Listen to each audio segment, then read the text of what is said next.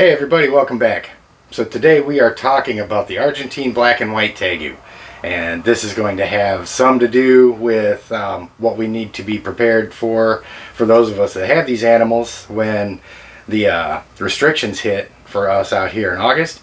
And it's also going to be a full care guide because it's really important that, especially for folks that have never had them before, that are wanting to get on board and get them one before this ban starts. We really need to make sure everybody knows what they're getting into. So we're going to talk a whole lot about this animal and give everybody a really good idea what they can expect. And you don't want to go anywhere. We'll be right back on Intrepid Exotics. Do you have a natural love for animals? Then come along with us as we explore what it's like living with and caring for some of the most unique animals on the planet, our reptiles.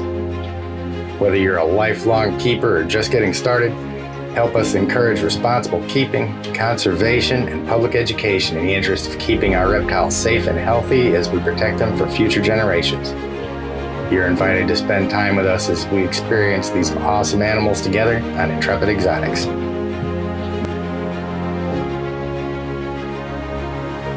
Okay guys, so in my opinion, Argentine black and white Tegus are probably one of the best pet reptiles you can have, hands down. These are really intelligent animals, and they can be really highly interactive and really well socialized. And they can also get pretty big. And as you can see, they can be a little rambunctious too.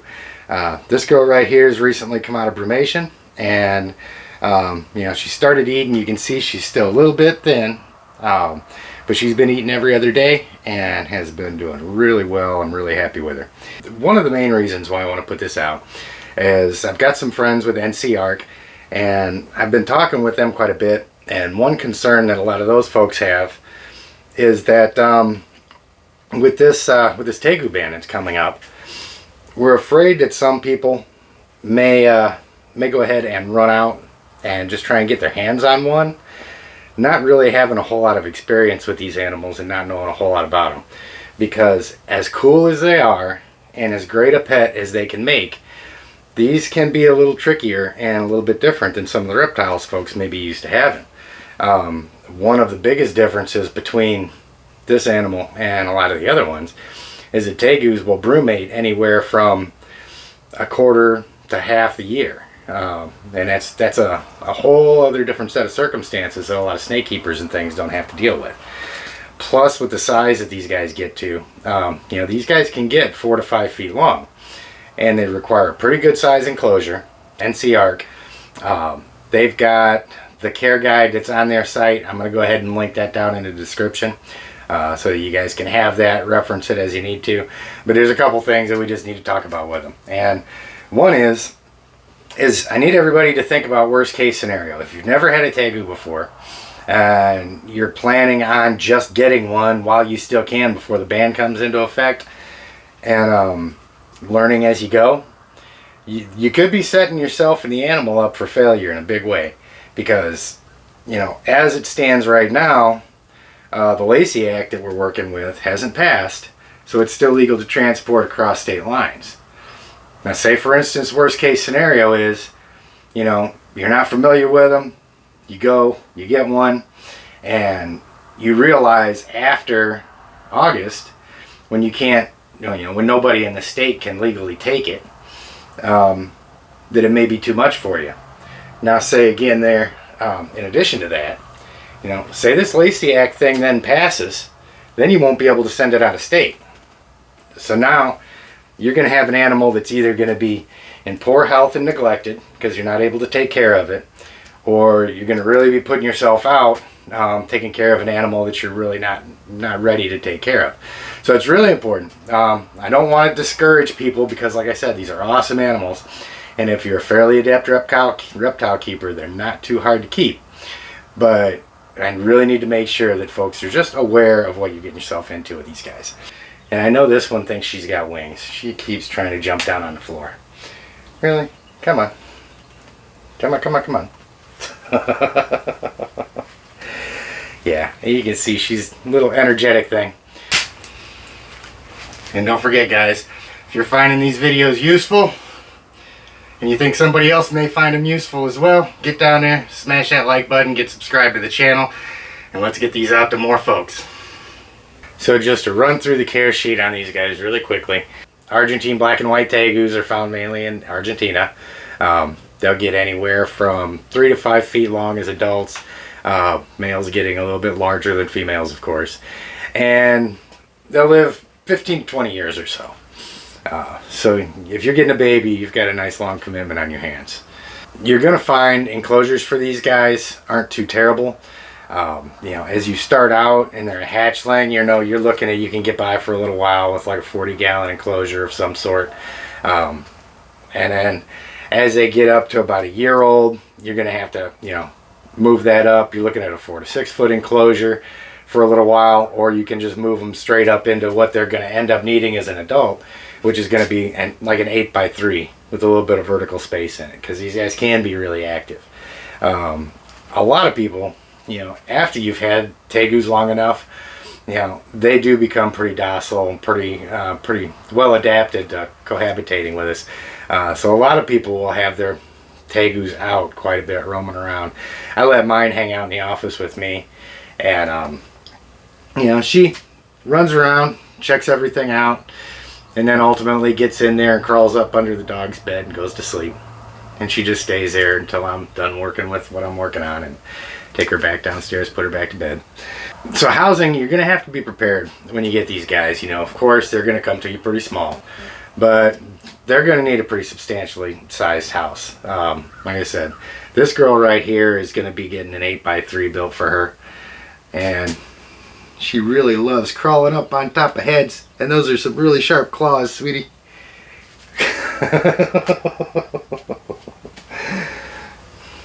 You're just getting too much energy. And she always makes me so nervous when she starts licking that ear. I don't know whether she likes the taste of it or not. Hopefully we don't find out in this video. But so be prepared for a pretty good size house.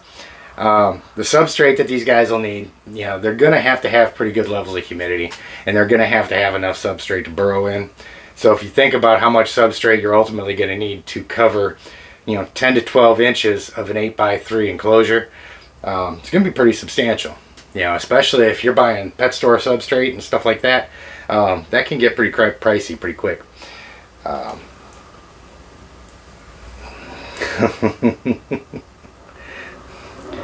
And she loves nudging, pushing with her nose. You can tell these guys are such burrowers. Ain't that right?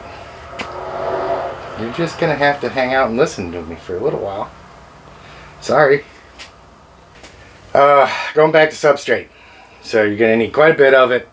You're talking some soils, you know, leaf litter, peat moss, some cocoa husk, things like that. You want to have a lot of stuff in there that's going to retain moisture. And with her enclosure, I'm in there every other day, soaking it down and so forth. When you get past like maybe the first inch of substrate on these guys, everything below that should be moist. One thing it really does is helps a lot when they start shedding, because they do burrow so much. Every night when she goes to sleep, she burrows down in the soil. So her last shed, it helps her so much when that soil's nice and moist and she can get down there, and it just makes her shed so much easier. If you leave the substrate dry, they'll be really, really miserable. So you definitely want to keep an eye on that. So they're going to need a lot of substrate that holds humidity really well. You're going to need to keep their humidity right between 60 and 80% in their enclosures all the time. And I recommend, you know, throwing a mister in there and letting that run for a little bit every day, just keeping everything nice and humid for them. And then of course soaking down the substrate. Now they've also got, you know, your typical light and heat requirements for a lot of lizards. You know, they've got to have a nice warm basking spot. For all of my basking lizards, I use a natural stone of some sort, either that or a cinder block that will sit directly underneath the lamp. So that way, you know, the light comes on, when they decide to bask, that rock's already warm, and it's kind of like their natural environment. They get to warm from the bottom and warm from the top. And we keep the basking temperatures right around 100 to 110 degrees. And the one thing to be careful of too is, particularly if you've got a larger lizard, you know, if you're taking the temperature of your basking spot and say it's 110 degrees on the surface of that, you need to keep in mind that, you know, if you've got a larger lizard that's going to be this far up above that, then they're going to be that much closer to the heating element, and that temperature is going to be up that much more. So sometimes, depending on the size of your lizard, you want to make sure that the actual surface is maybe 10 degrees cooler than what you need. So that way when they get up there, there's no risk of them overheating and getting burnt or anything like that. Isn't that right, girl? Burning the lizards is bad. Are you going to sit still just for a minute or two? Or a little bit more maybe?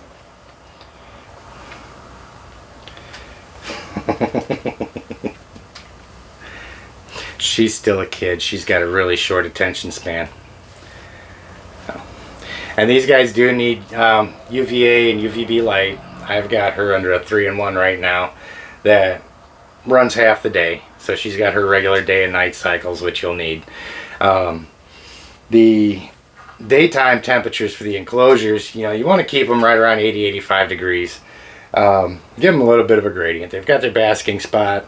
Their cool side of the enclosure can go down to 75. You know, as long as they've got some space in there to regulate themselves, they'll be perfectly fine. And of course, nighttime, all the heaters go off. As long as you've got an ambient temperature and that thing stays about 70 degrees at night, then you're fine. So you can set all your lights and heaters and so forth on that timer. So at nighttime, the enclosure can cool off a little bit. And what some people will do is they'll run like UVA and UVB, and she is getting really antsy right now. And you can see these guys can have a little bit of energy sometimes. She's just so tired of hanging out. So what some people will do is they'll have the UVA, UVB at like 4 hours in the morning, 4 hours before lights out. But if you've just got simple timers that are on-off timers like that, then there's nothing wrong with keeping that on all day for them. But you do have to have it on for them. So, because they do need that to metabolize their food properly. And in their enclosure, you're going to want to have a water bowl, preferably one that's very heavy and large enough for them to get into if they want to. You know, she will get up and crawl into her water bowl. Ow. What are you doing?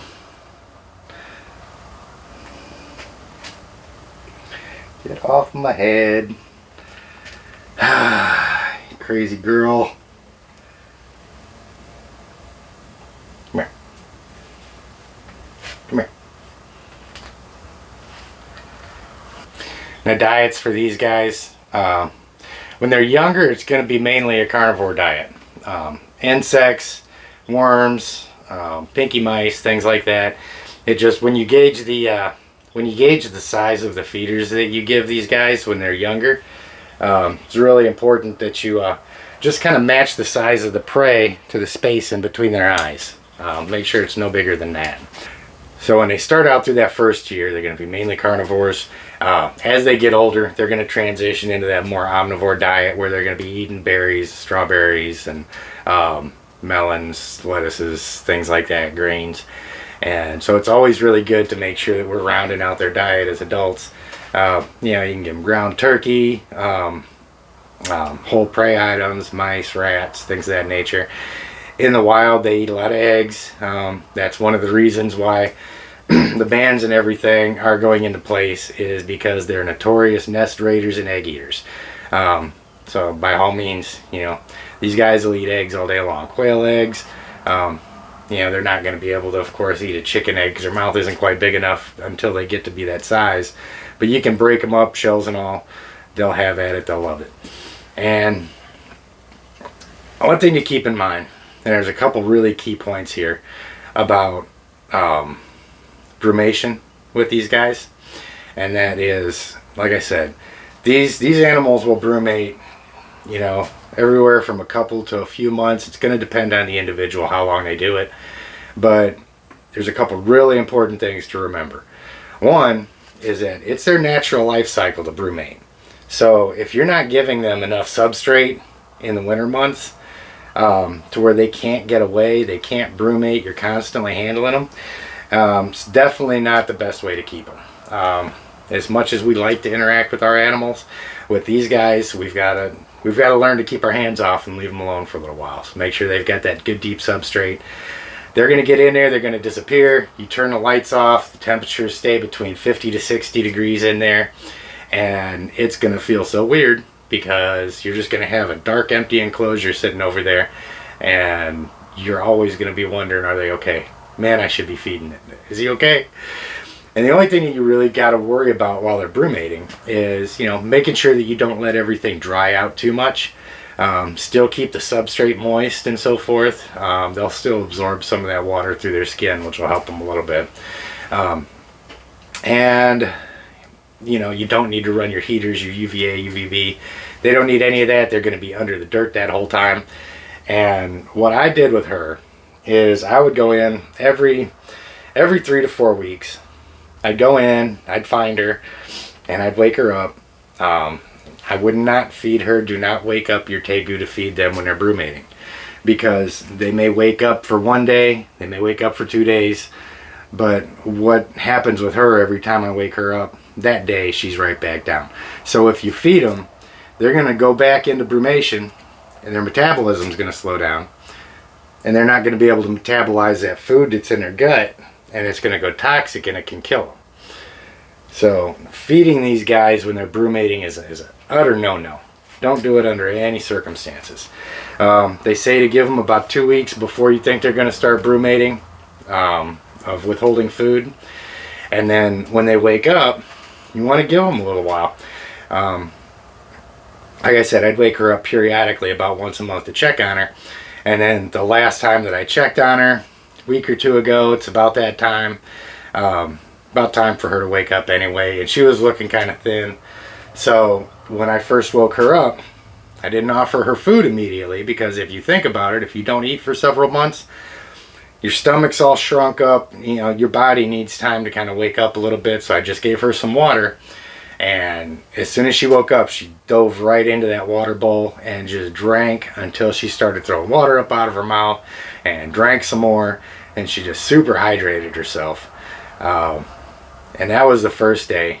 And then the second day, I started by feeding her one small mouse, and I'd kind of space her out every other day.